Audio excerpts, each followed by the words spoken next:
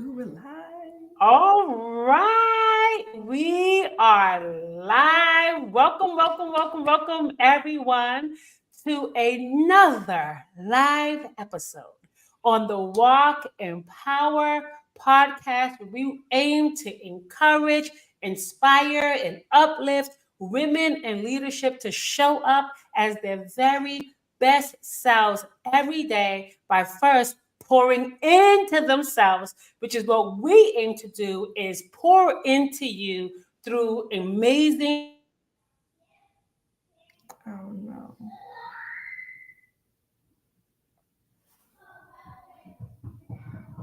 listen. The rain does not want us to be great today. Okay, it is thundering outside. The lightning is striking.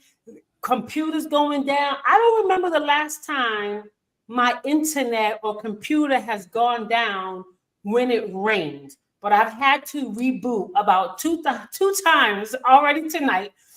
So we are going to just pray that we have full cooperation from the weather and the internet this evening, at least until we're finished. And then when we're done, you could go on and trip up, okay? Thank you, everyone, for joining us. I am joined tonight by the amazing Dr. Lucy. Dr. Lucy, you want to say hi to the beautiful people?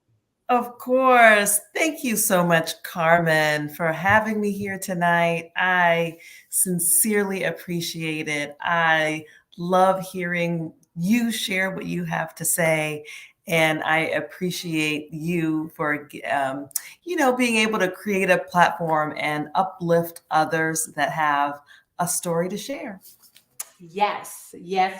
So I want to say thank you for being here and agreeing to be a part of this evening's broadcast. So I just want to tell you all a little bit about Dr. Lucy. And y'all know I have been working smart and not hard. So I've been making notes now on my iPad so that I can stay on track, because sometimes I get so excited and passionate here that I travel somewhere else. So let's keep it together, y'all, so we can keep it on track and stay on track with what we came here to share today. And there you go. See, I just went off track. All right. So introducing Dr. Lucy. Dr. Lucy is an expert in women's health and wellness. She is leading a community-owned wellness center located in Roxbury that prioritizes the physical, mental, emotional, and spiritual well being of patients and healthcare workers. Lucy is a board certified OBGYN physician with over 15 years of clinical experience. She serves as an executive director for the New England Medical Association, a network of Black physicians working to diversify the physician workforce. Come on now.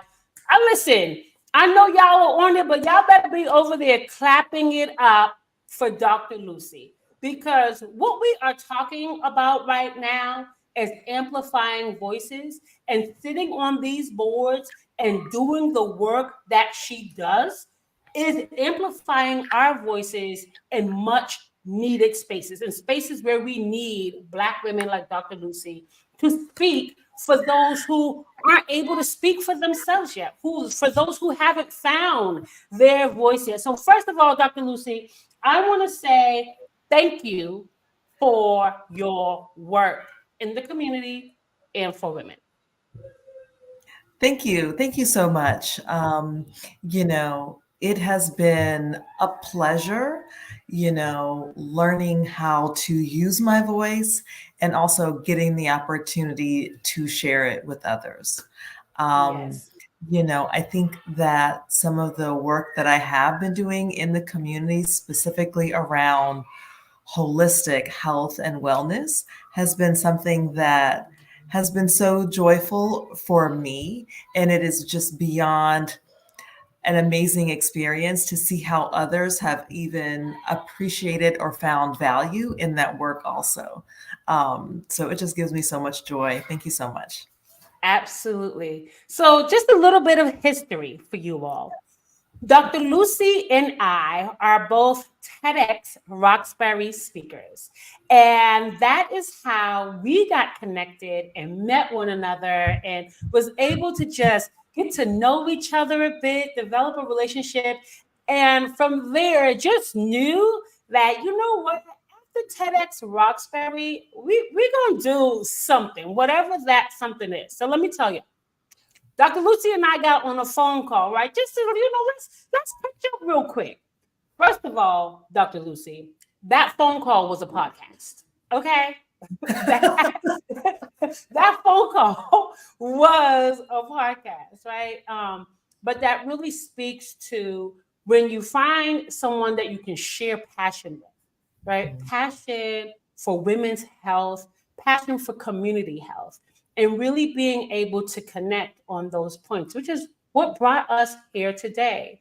As we begin having that conversation about where it begins, right? The challenges that many of us as women of color experience in leadership with the struggle of using our voices to not only advocate for ourselves, but to also advocate for others when we know that our needs and rights are not being met, right?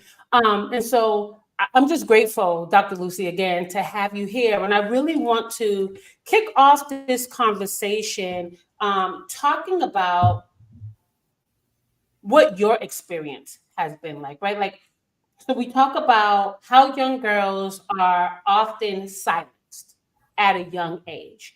And as you now are using your voice in a very powerful way, but through our conversations, I learned that that was not always the case. So can you talk about how when you felt at maybe a time in your life or as a young girl where you felt like your voice was silent?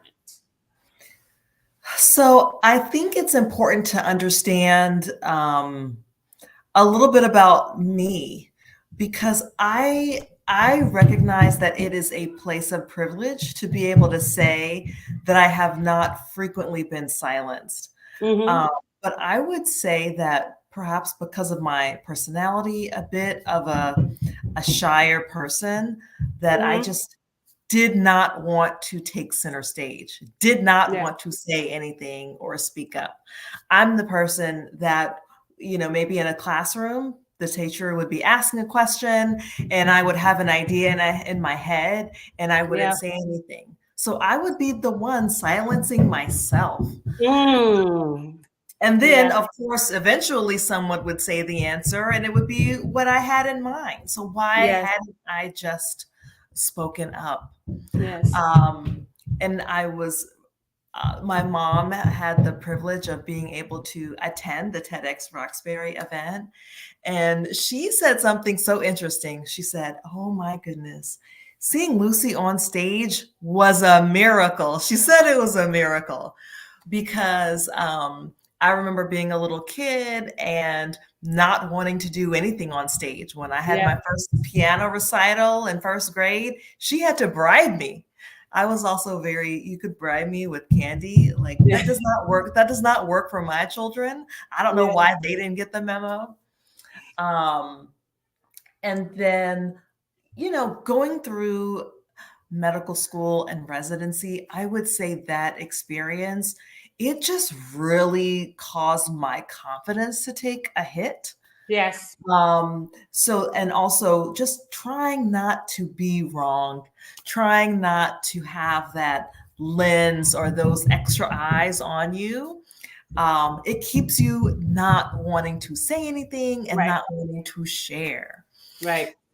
So getting the idea to apply for TEDx and then, putting in my application. Oh, not being accepted for the first round. Oh man, it was such a challenge and a journey, and also so exciting to finally get to, share more of my story. Right. I love that you brought up the fact that sometimes we silence ourselves, right? And recognizing that you did not have the oppression of being silenced, but being in your head, right? Being in your head thinking, what if I say the wrong thing? What are people going to think about me? What are people going to say? And all of the thoughts that really force us to shrink and hide who we truly are, hide our brilliance, hide our light, right? And Oh I man, do, I just love that you said that, right? Like we just like when I see you, Carmen, when I see other women, yeah, I love being able to share with them. Like yes, you are brilliant. You are amazing. You are awesome. And reminding people how awesome and amazing that they are. It yes, doesn't matter where the silence is coming from. It could be that inner voice, it could be an external voice, yes. but it still causes the same result. Absolutely. Absolutely. When I think back to my childhood and feeling silenced, I always remember the saying that people said in my family, and I've heard it in others, that little girls are to be seen and not heard. And I remember being a very loud little girl. I remember being very boisterous. I always had something to say. I always wanted to share something. And that's just who I was. And people will always say, Carmen, you're doing too much, or you're being too loud, or you're talking too much. And after time, wanting to be accepted, wanted to be valued, I said, maybe I need to show up more as who they're telling me to be, which is quieter, right? And for me, I was silenced and I lost my voice for many years. Well, now that I got it back, I can't shut up, which is why I got a podcast. Okay. But What? you know what, Carmen? As you were talking, I am also reminded of my daughter. So Yeah. my daughter is 5. She loves to talk. And what I see in her is I see a leader. Yes. So for my daughter, I see a leader who has a lot to say and has influence. Yes. So I am sharing with her a different message. Right. We have to use our power and influence for good, Absolutely. right? I don't want you telling your little brother not to try a new food. Right. I Right. don't want you to tell the other children in our neighborhood to be mischievous or get into trouble, Right. right? Use that voice for good. And that Yeah. is, so I'm just trying to kind of foster those leadership skills into her A- now, because that's what I see. Absolutely. And that's what I know from you, Carmen. Absolutely. Right. And we also know, though, that there are a lot of people who aren't like us, right? Who don't know how to foster that voice and that leader in a young girl, who may look at a young girl who, like my granddaughter is, woo, that girl could talk and her voice is big. And I'll be like, all right, baby, we in the house now. So, you yelling at me, but also because we are leaders and because of our own experiences through leadership, understanding that sometimes there are people who would rather us to be silent,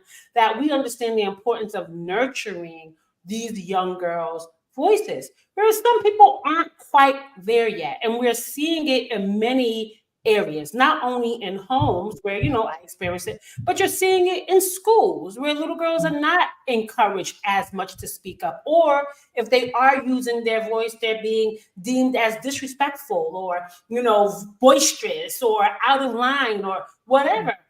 They're receiving so many labels because they have something to say, right? But it's also in our communities where there aren't a lot of opportunities for young girls to use their voices. But what I do remember, Dr. Lucy, is in our conversation, I remember bringing up how in BPS, the expulsion and suspension rate for young Black girls is the highest amongst any other race of young girls, right? And we were talking a bit about how young girls are going through these changes, but do not have the words to communicate what they're feeling. And so it may come out as an attitude, it may come out as disrespectful because they're still learning how to express how they feel or what they need. And when they're not given a platform to say, this is how I'm feeling, or taught what are the emotions, taught about the different emotions and how to be able to express that, that can result in a loss of your voice because whenever you use it, it's being deemed as negative, right? And so, one of the things we talked about, Dr. Lucy, is how do we teach young girls how to ask for what they need. And I think that it really begins with that. What are your thoughts? So I think that our best bet is to model the behavior. Yes. If we can start as adults, as people that are the caregivers for these young girls, we start taking the time to reflect and Yeah, acknowledge our own emotions, that is so powerful. And then absolutely. when we are with our children or these young girls and women of influence, then we can then share how we are feeling. And Absolutely. that is absolutely something that I have been doing more with my daughter, and also giving her the time and space to share with me without the judgment. Yes. This afternoon, like literally this afternoon, she was really upset about something and had been acting out. And I was like, what on earth is going on? And then come to find out, she was upset about her brother and the game, etc. And I said, thank you for sharing that with me. Thank you for sharing that with me. Yes. I wasn't trying to say, oh, no, you shouldn't feel that way, or no, don't do that action. Thank you for sharing that with me. And then I hope that gives her the permission to continue to Absolutely. share and open up more. Absolutely. And for parents and caregivers that perhaps don't have, so a lot of times we don't have the tools ourselves. And I Absolutely. and I say that because, you know, with the ongoing pandemic, I say ongoing because when is it ever going to end, right? We know that COVID Yes. is And we're still feeling the impact of it even exactly, more now, actually. it is showing up as, mental health challenges in our youth. So it's easy for me to say, oh, well, we just have to model the behavior when in truth, I have not always been able to model that behavior Yes. because I have not always had the words or had the tools. Right. And for me, it has been, you know, reading a lot of books, reading books about psychology, reading Yes. books by Brene Brown. Atlas of the Heart gave me a lot of words to better express emotions. A lot of therapy, a lot of therapy. Yes. Doing coaching so that I can take a bit more time to reflect and identify what my true desires and goals are. And Absolutely. then when we don't have all of those resources, it's like, okay, well, what can I do for my kids and what can I do for myself? For the kids, for the young girls, we have great programs. And I don't know if y'all are familiar with Love Your Magic. Oh, yes. Yes, Yes. I love Your Magic. I You am want to so hear a funny story? I sure. went to a networking event last week and met one of the representatives of Love Your Magic. And she said, hi, Love Your Magic. And I said, thank you. She said, oh, no, I'm from Love Your Magic. I was like, oh, sorry. You're like, yes, I love my magic, don't you? It was hilarious. All right, carry on. But Love Your Magic is just this like great organization that is doing that work of, giving our girls tools for their emotional intelligence, for them to see themselves, for them to see and appreciate the love and the magic that is within Yes. themselves, and also leadership skills. And all I have to say is, wow, amazing. What if I had been given those same tools Yes. when I was younger? Yes. And I love that you speak about the accountability of becoming what we want to see in our young girls, right? Becoming more aware of ourselves and what we need and what we're still struggling with, but also having that level of vulnerability and honesty with young girls that you have the privilege of sharing space with. Like, you know what? I'm still learning, right? I'm still growing in this space because a lot of young girls may look up to women as, oh, they have it all together. And the reality is, we do not. Every day is an opportunity to learn more about yourself and learn more about who you're becoming and how more about what you want and what you need to experience joy and health in this world. And so, really, in order to give a young girl that full support, you have to do the work on yourself as well, right? Thinking about loving and accepting ourselves fully, forgiving ourselves fully for anything that we felt we may have done wrong to ourselves. We can return that to the young girls that we can encounter, that acceptance, right?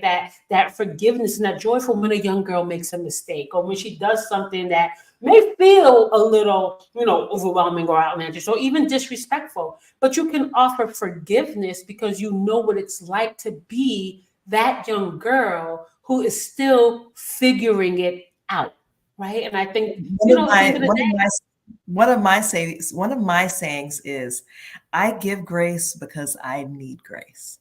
oh yeah, absolutely, absolutely. Everything that I offer myself is what I'm able to offer others. But I had to first learn how to offer that to myself, what that means and what it looks like. And that's a daily practice. That's a daily practice. And especially, I feel like you need it even more as a mom. It's one thing when you're working with kids and you see them and then you get to go home. But when the kids live at home with you, having doing that work on yourself can really support you in creating those transformational and fulfilling relationships with your daughter, right? And here's the thing, this is for boys too. We're speaking about young girls, but young boys also have these challenges of using their voices in a way that really works and gets them the result they desire, right? And we see that everywhere. And so I really would love to talk more, Dr. Lucy, about at what point do you believe that you began to have a shift in your life? What do you think contributed to that shift of really being able to say, my voice is powerful? Ooh, that is such a great question. So as you mentioned, I'm an OBGYN physician, and I remember probably when I first moved to Boston, someone asked me to, you know, talk about or share or they were asking me questions about using my voice to be a part of some advocacy work in the women's health space. Mm, And I said no, because the story I was telling myself was, oh, nobody cares about what I have to say. Nobody cares about my experience. No one cares about what I have observed or am a part of as a physician. And I also think at that time I wasn't ready, like truly. But that was the story I told myself. And then fast forward years later, and especially as our maternal health disparity research was being released, yeah. and especially as I learned about NEMA, New England Medical Association, and the work that they were doing in the advocacy space for Black physicians, as I recognized that I was having myself a challenge practicing medicine in Massachusetts in the New England area. And I started just sharing more about my experiences working as a doctor, being a part of these advocacy efforts, and starting to see some of the shift and changes in policy. Being a Mm, person that is actually influencing how the change is occurring, that has been super valuable to me, yes, and I am beyond appreciative. And it feels like a privilege to be able to share openly, without fear of judgment or criticism or yeah, retaliation. Um, so that has been part of my transformation in using my voice and speaking out specifically, against injustices in healthcare in the reproductive yes. space.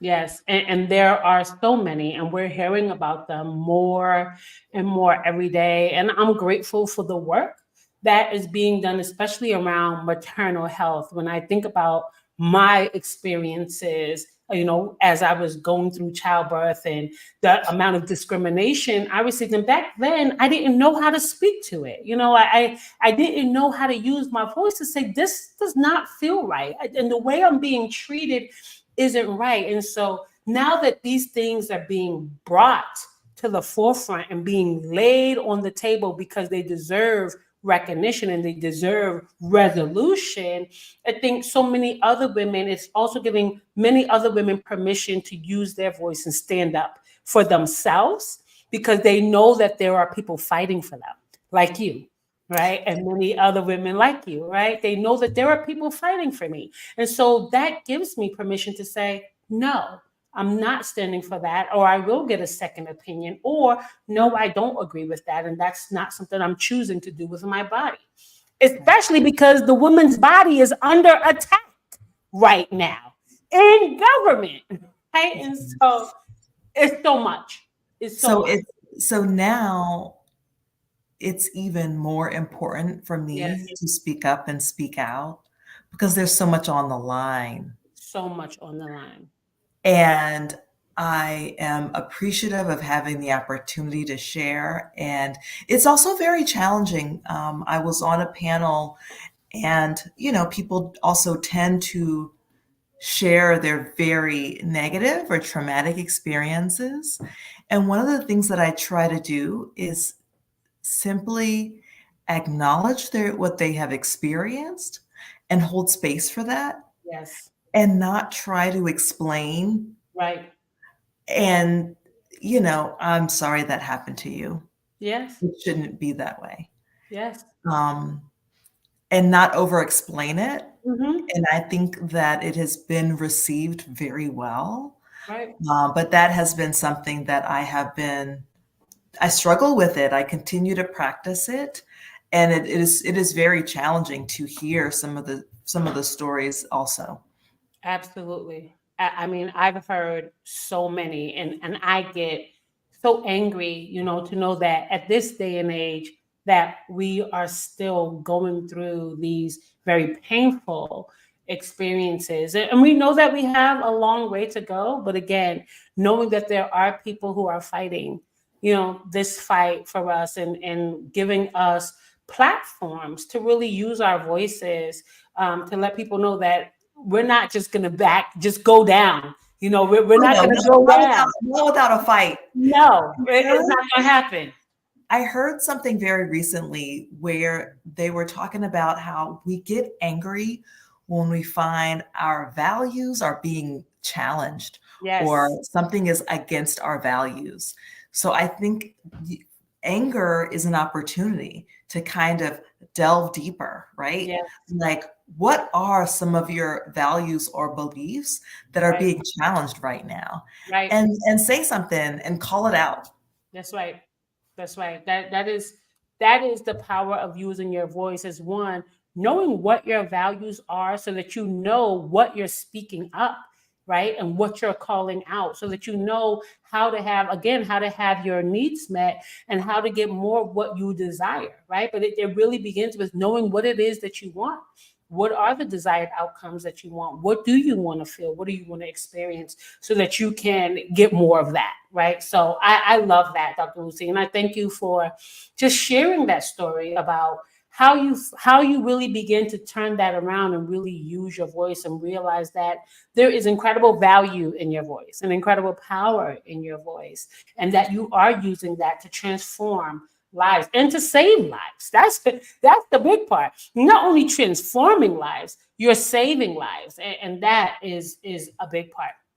And so what I, would love us to transition into is talking about, and I feel like we kind of already have talked about how we can begin to be more intentional about helping young girls, restoring the voice of the young girls in our homes, in our communities, in our families, so that they can become the leaders that they are meant to be. And recognizing that leadership it does not begin in adulthood, right? Like Dr. Lucy said earlier, I see a leader in my little girl right now. And so our little girls don't have to wait until or they're adults, until they have impact on policy or anything like that, to begin feeling like a leader and using their voice as a leader, right? In every space they occupy.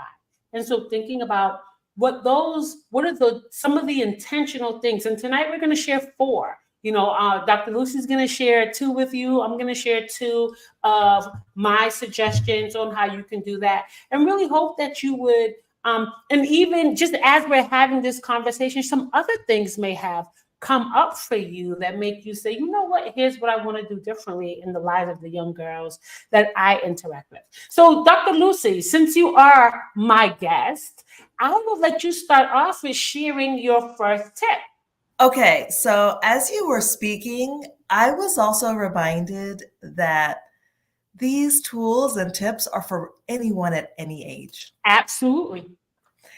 And, as you were talking before, giving ourselves the permission to acknowledge what it is that we truly desire. And sometimes when we have been silenced internally, externally, it doesn't matter. Those desires are very deep inside. Oh, yeah. And sometimes you can do it alone, but sometimes you really do need a partner, a coach, a community member Yes. that allows it to come up and come out. Yes. Um, so I don't even remember what I was going to say. Okay. So I really about being intentional about using your voice in a way to advocate for yourself and others. Like that is something that we get to do like now, forever on, and at any age. So that would definitely be one of the first ones, right? Like use your voice, speak up, speak out. Yeah. And we don't always have to explain ourselves, because that can sometimes take a lot of energy. But just do our best to share when we feel the desire to do it. And everyone doesn't, and that's okay also. So just advocating, using your voice, and guess what? It's okay how you do it. Yeah.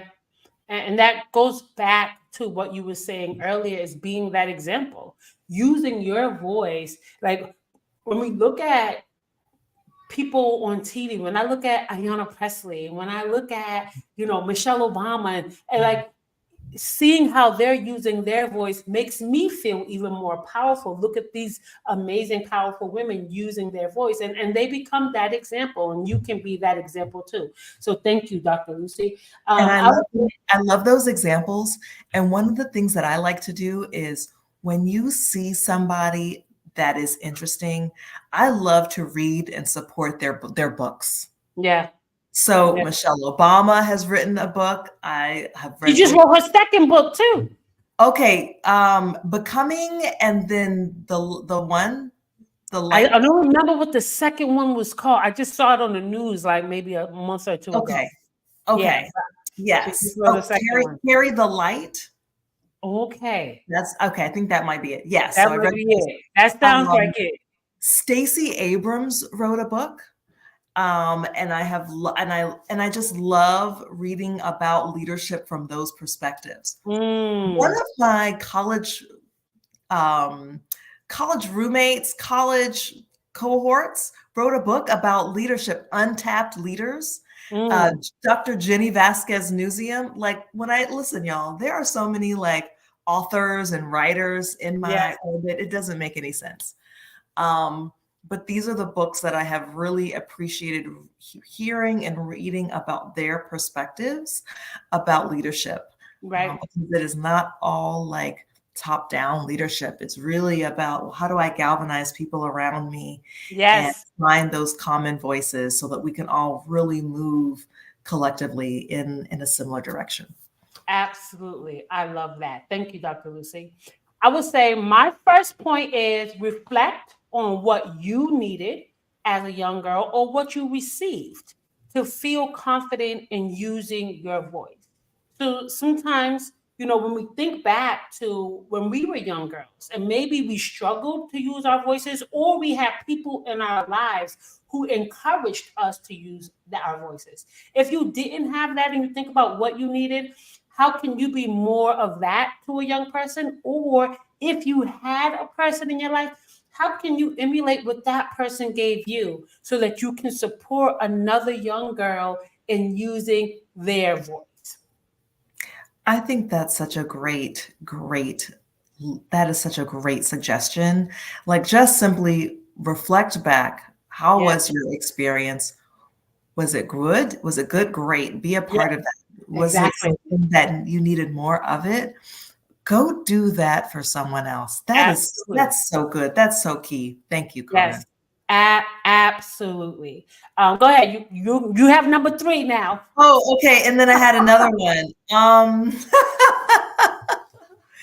And I know I just told you what they were right before we came on live, but my it has go ahead and give your next one, and then I'll All right. I back to my feel like we kind of touched on this already, but my next one was validate the thoughts and feelings of young girls you interact with. And that could be your daughter, your niece, your cousin, someone you work with. It could be your next door neighbor. It could be a little girl on the bus that you saw who had something to say. But whenever you hear or see a young girl talking, expressing themselves, or sharing their feelings, let them know that you want to hear it. Validate whatever it is that they have to say. That way you're encouraging them to continue to use their voices, to continue to share how they feel, to continue to share what they're passionate about, what they believe in. Because listen, little girls and little boys, but little girls, they start believing in stuff at a very young age. Okay. My granddaughter, she makes her statements and she stands on business. Okay? Like, she stands on business, and you cannot tell her anything else than what she strongly believes. And I validate that. I validate her thoughts. When my granddaughter told me that she was a bird, I validated that. You You know, are a bird, and you still that's, have the responsibilities and duties that's of a right. little girl. But what I took that as is she felt like she could fly. She felt like she can go high. And I validated that, baby girl, you can fly. And we was flying and flapping our wings and going down the street looking like birds. Because you know what? She had something in her heart. She had a feeling of whatever it is that made her feel that she wanted to be free and fly like a bird. I wanted to validate that. She's a child. One day she'll know she's not a bird, but she will also know that she can fly and that she Absolutely. can go as high as she wants to, right? And so I think it's, even if it's a magical thought, even if it's a thought that is an imagination, whatever it is, feed it and encourage it.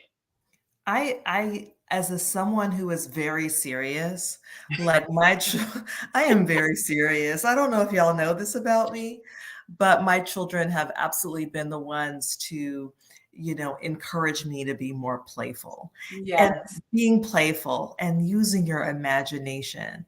Like, do you know how important that is? Oh my So, goodness. yeah, so if that means going and being a bird and flying down the street, do that absolutely, and just encourage the imagination and encourage that playful spirit.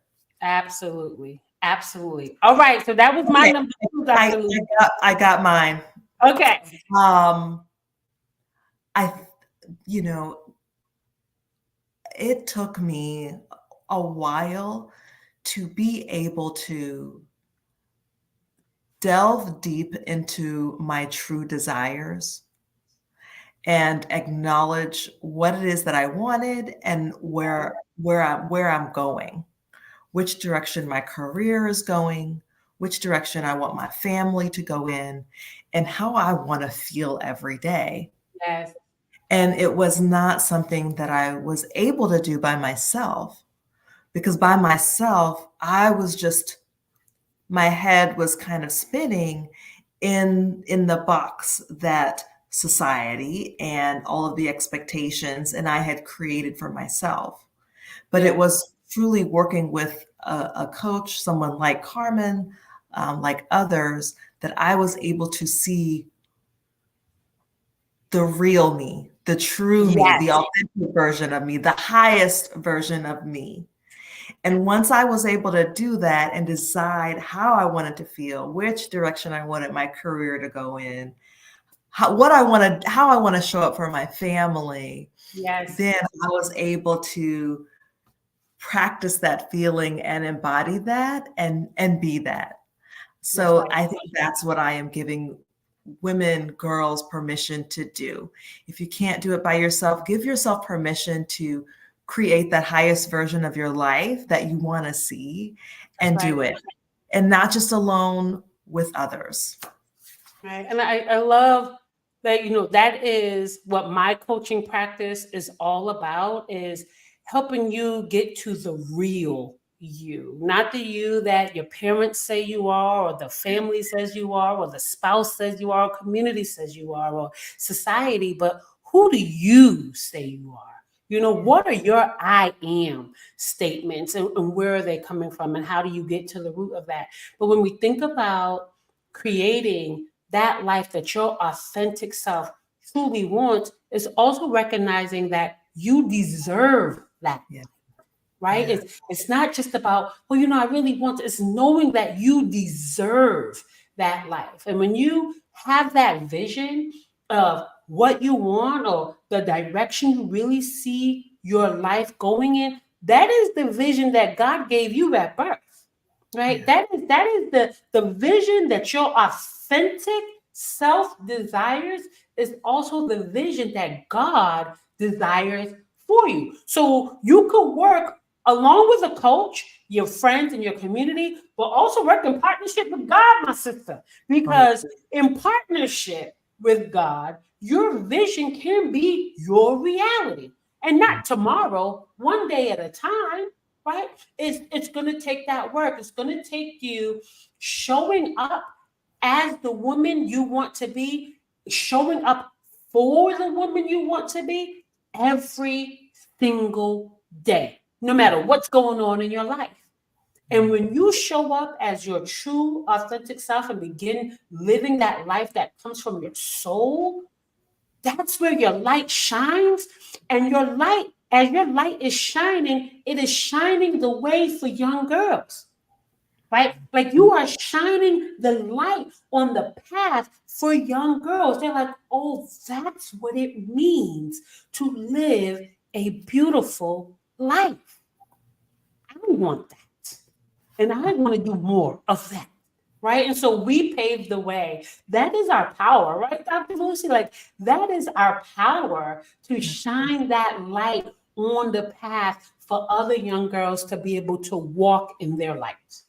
Absolutely. When you see yourself the way that God sees you, Oh, Oh man, when you see yourself that way, then you are able to better see others that way, Absolutely. and you can encourage them. You by working and moving in your path, you are Yes, encouraging others to do theirs. And ab- it's going to make people uncomfortable, those people that are not ready. that's right. And that's okay. And we still keep going. We still keep doing the internal work. We still making those good decisions for That's ourselves, right. and for our family, and for our community. And that's how we make magic happen. That is the Black girl magic. That is loving your magic. Loving your magic. Loving your magic. Yes, I love that. Dr. Lucy, this was amazing.